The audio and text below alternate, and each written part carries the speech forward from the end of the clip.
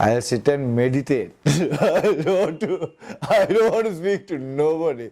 I'll speak to myself, my best friend. I'll meditate and I'll just pass off like, man, that's a really good thing to do. You know, that is, if you know you're dying tomorrow, you know, I will go into meditation.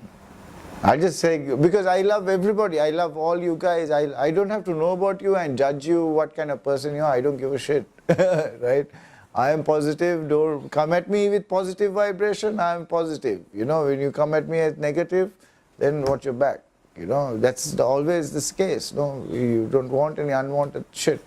But end of the day, I will talk to myself. That's my best friend, because when I do meditation and all those things, so I rather die in meditation than, you know, die talking to somebody or somebody's negativity or anything like that.